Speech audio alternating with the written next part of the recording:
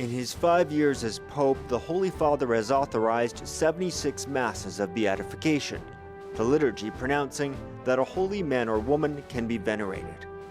Of those, Pope Benedict decided he would preside over just one. John Henry Newman was an Anglican convert. He was a famous intellectual, but he was much more. Tonight on Catholic Focus, we meet a priest involved in Cardinal Newman's cause for sainthood from the very beginning.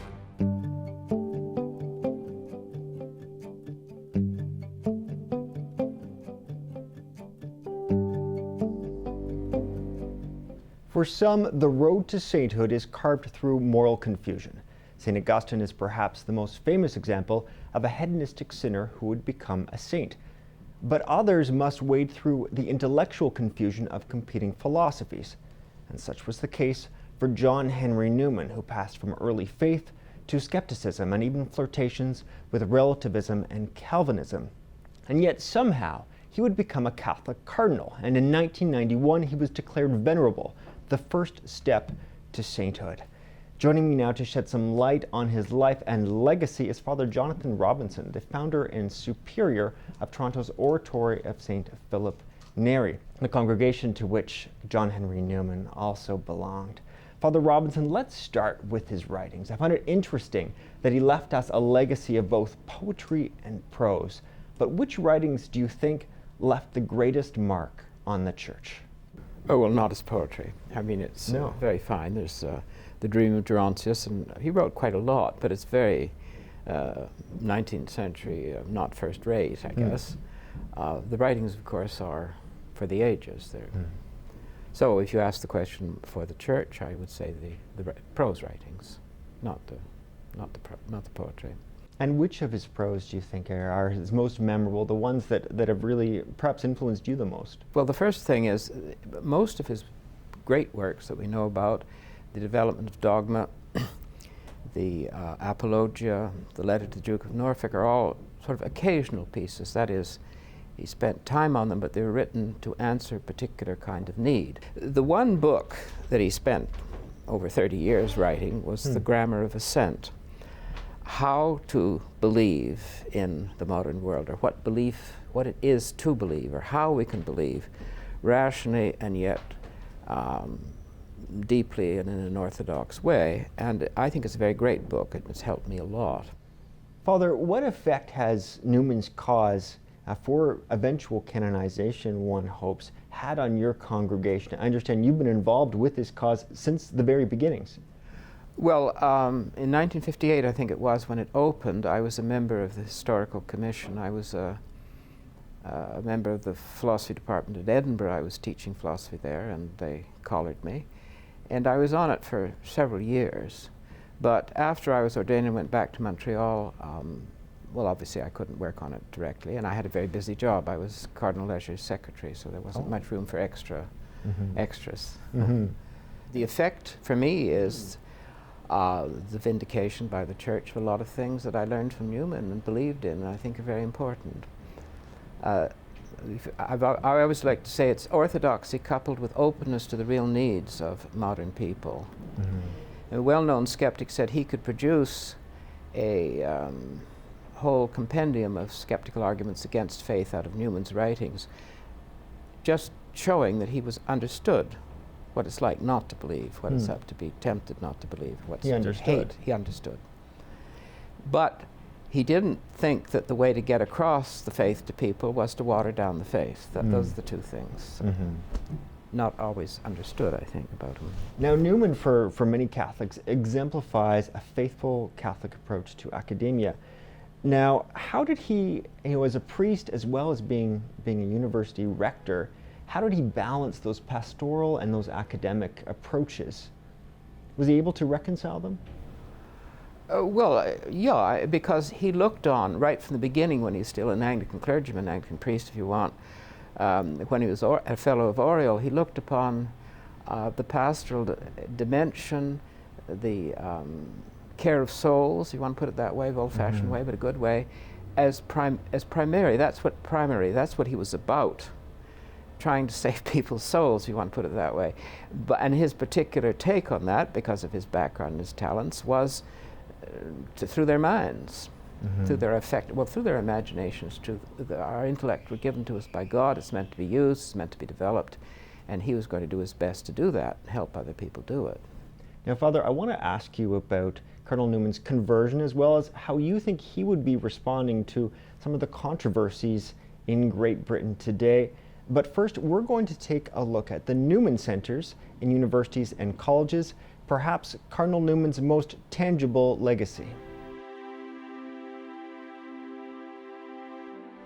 Secular worldviews are the accepted norm and are left unchallenged. Science and religion have been disconnected. Theological inquiry is suppressed and marginalized. This is how many Christian university students would describe their campus today. But these concerns were voiced over 150 years ago by John Henry Newman. He was then the rector of the Catholic University of Ireland. During his tenure, he published The Idea of a University. He said he wants the intellectual layperson to be a person of faith, to be religious, and he wants the clergy to be academics, to be intellects, and that there's no inherent contradiction between those. For Cardinal Newman, the idea of having one's faith life being integrated into their academic formation and professional training, that was extremely important. So he himself did not attempt to found Newman Centers. Peter and Leanne live in residence at the Newman Center at the University of Toronto. Their Catholic center is now one of many throughout the world under Newman's patronage. In Canada, they exist in Vancouver, Saskatoon, Kingston, Montreal, and Halifax. And Newman is also the namesake of Edmonton's Catholic Theological College.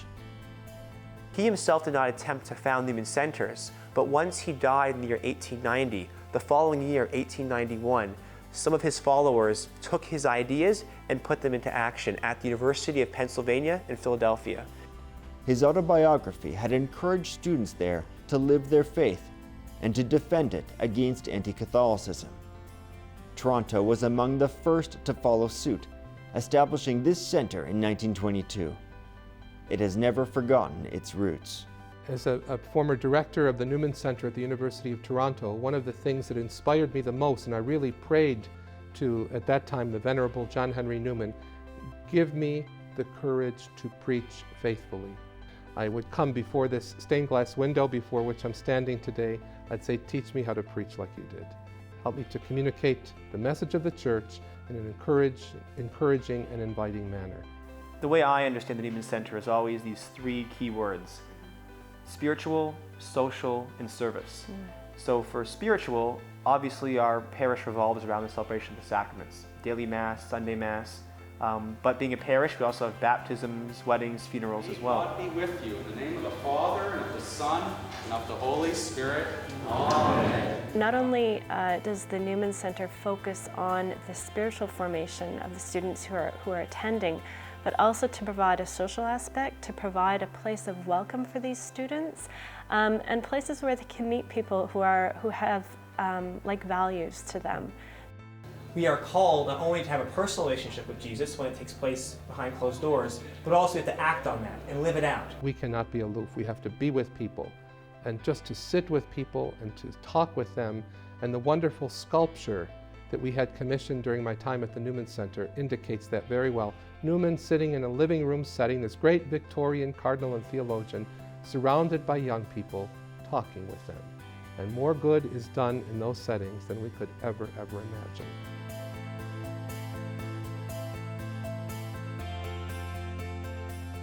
I know that every time I pray that beautiful poem of his, "Lead kindly light amidst the encircling gloom," I could just see him sitting there with a group of students and sharing those words and giving them solace and compassion and comfort in the midst of all of the chaos of our times.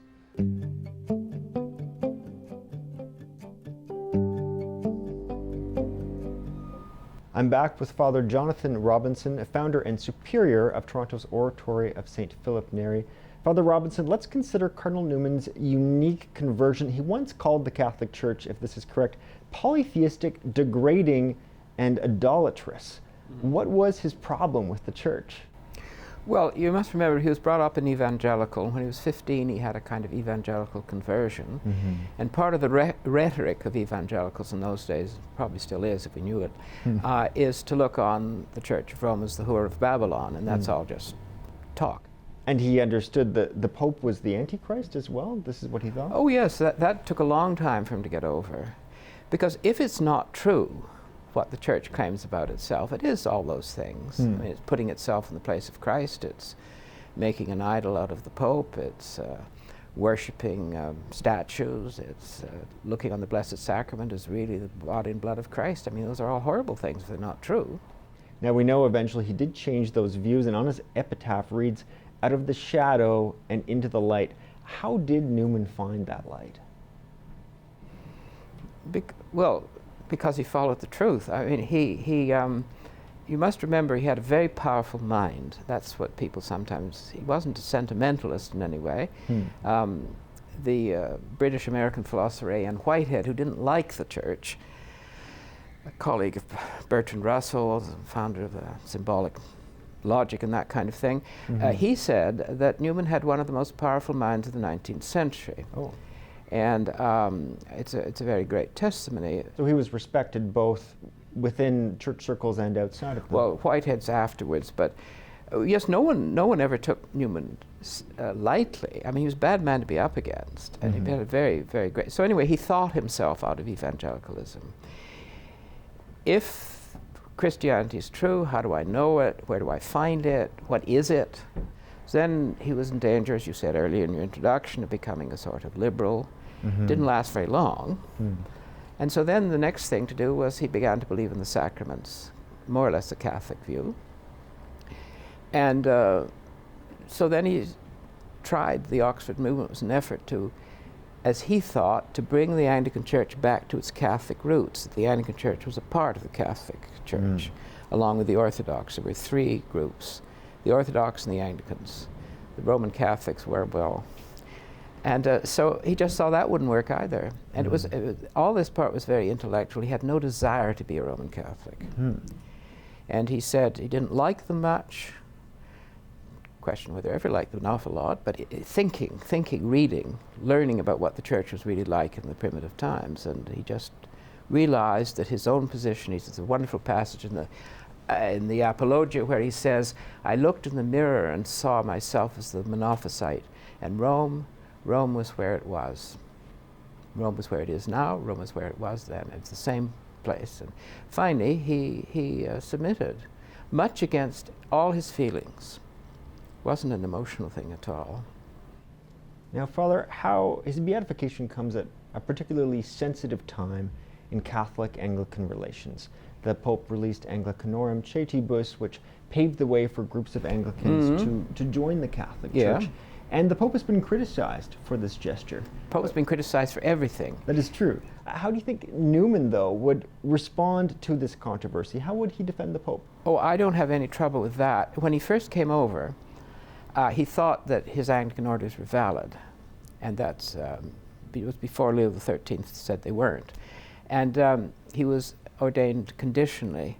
But very soon afterwards, he gave that thought. He didn't think he had been a priest in the Anglican Church. Yeah. So he was reordained. That's sub conditione. They do it in the Catholic Church if there's doubt about whether the first ordination was valid. But he very quickly came to the view that he'd never been a priest before he was ordained in Rome. And he had no love for the Anglican Church as an organization. There were things about it he loved. There's wonderful passages about early communions at St. Mary's and the things at Littlemore.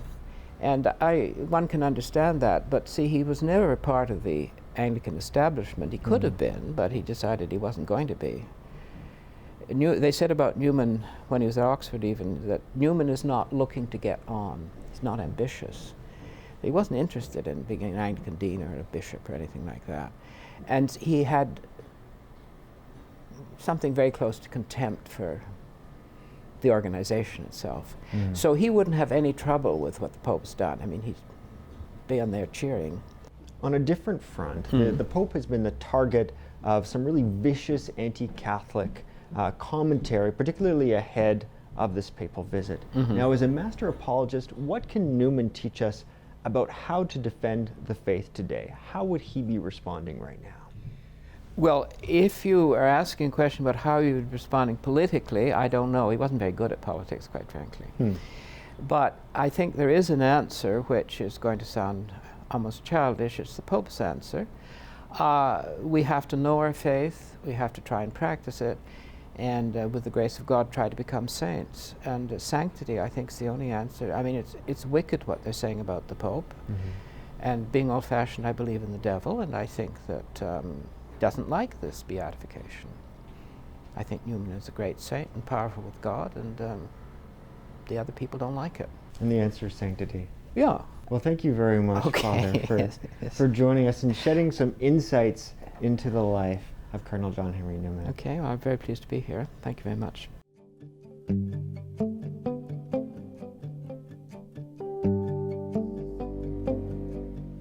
Having died in 1890, Cardinal Newman is a contemporary saint, comparatively speaking.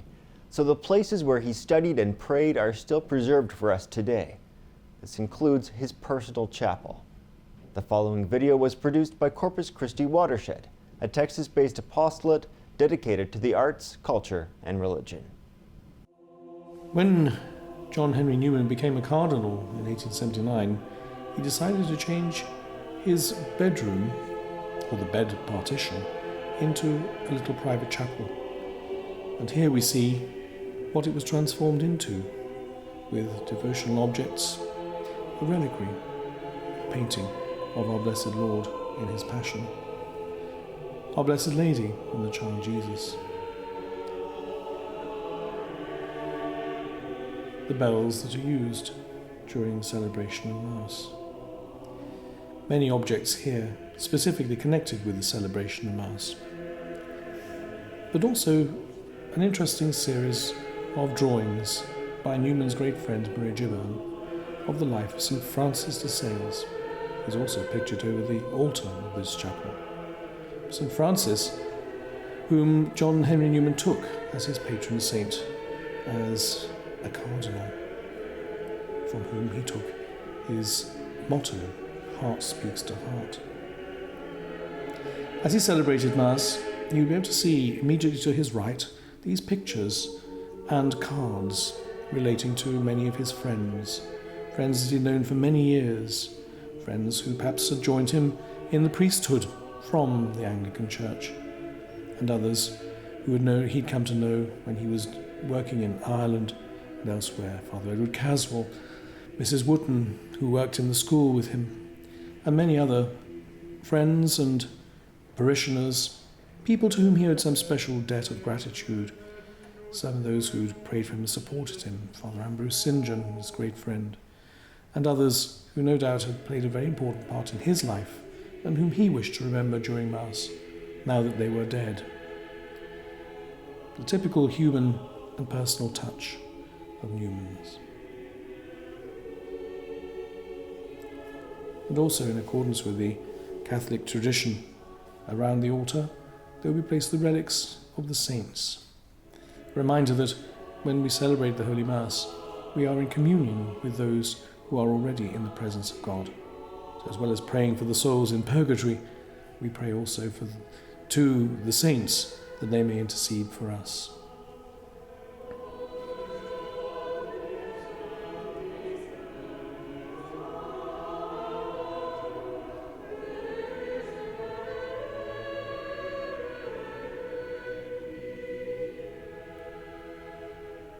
Also a sign of the devotion that many people had to Newman when he was made a cardinal.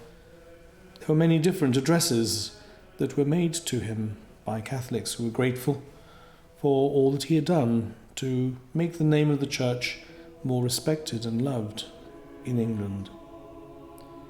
The chair and the kneeler in cardinalatial scarlet baize. The back of the chair embossed with his coat of arms and the cardinal's hat.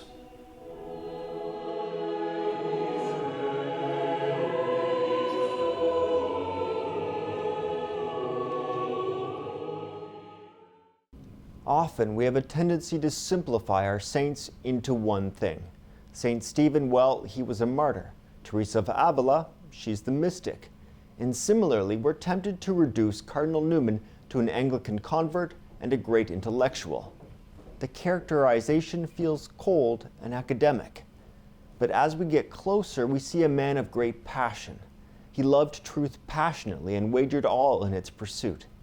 Now the Church affirms that he is among the great choir of saints and blesseds interceding for us, leading us on that same search for truth. If you have any comments about today's program, contact us at focus@saltandlighttv.org. We conclude with a poem by Cardinal Newman, recited by Father Thomas Rosica. The poem would become the beloved hymn, Lead, Kindly Light.